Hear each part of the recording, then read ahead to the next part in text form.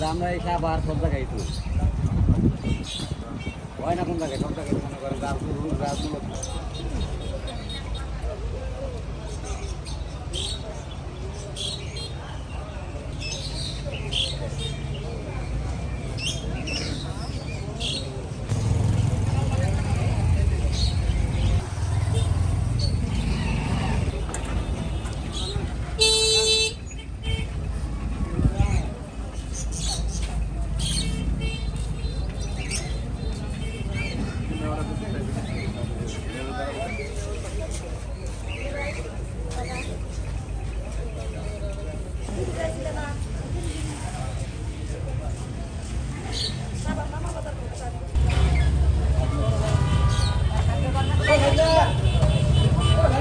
থানার জনগণ ধামরাই মুক্ত রাস্তা প্রশস্ত চাই, যানজট ভালো চাই, দূষণমুক্ত নদী চাই, দূষণমুক্ত পানি চাই, দূষণমুক্ত নদী চাই।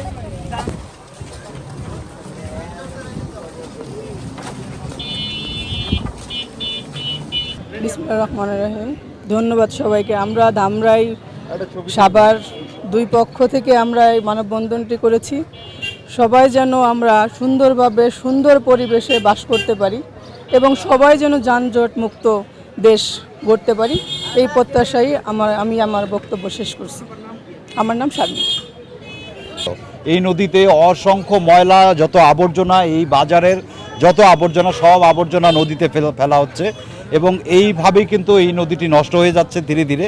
তো প্রত্যেকের কাছেই অনুরোধ যে আপনারা নিজেরা, যারা ধামরাইবাসী আছি এবং সাভারবাসী আছি, এই যে সাভার ব্রিজটা হয়েছে, এটা দেশ উন্নত, কিন্তু দুই পাশে এই হলো বংশীগত সম্পত্তি, কিন্তু এই সম্পত্তির উপরে অবৈধভাবে এই যে মানে দোকানপাট করছে, এই দোকানপাটের কারণে দেন বিভিন্ন জাম, এই জামের কারণে আমরা এত হয়রানি হচ্ছি।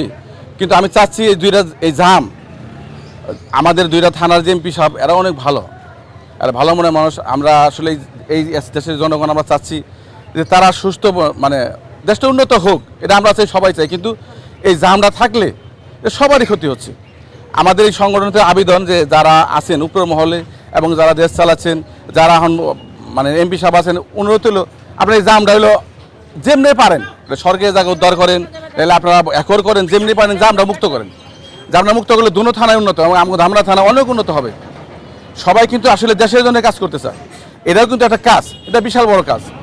তারপরে আমার ধামরা এসকাইছে আমাদের বড় ভাই সাভার থেকে, উনি ঢাকার, উনি রঙ্গরের প্রতিষ্ঠাতা এবং উনিও অনেক বড় বড় মানুষ হলো ইলাকায় কাজ করে, পরিবেশ এবং সরকারি যে আপনার যে খাল নদী যা আছে এগুলো কাজ করে। বাকিটা বড় ভাই বলবো, বড় ভাইয়ের আমরা আবেদন করছি যে ভাই আপনার মাধ্যমে জানি আমাদের এই যানজটটা যেন মুক্ত পাই। যেমন বিভিন্ন মানুষ যারা তারা মেডিকেলে যাবে, ঢাকায় যাবো, যাইতে পারে না, এটা 2-3 ঘন্টা বয়ে থাকতে হয়। এটা যে কী একটা সমস্যা, টাক মানে জাম, গাড়ি চলুক, কিন্তু দুই পাশে যদি সরকারি সম্পত্তি থাকে, কেন আপনারা উচ্ছেদ করে রাস্তাটা বড় করছেন না? আমাদের সংগঠন থেকে আজকে দাবি যে আপনারা এটা সরজমিন তদন্ত করে দেখবেন আসলে কি সমস্যাটা আছে। এবার আমার বক্তব্য শেষ করলাম। আমাদের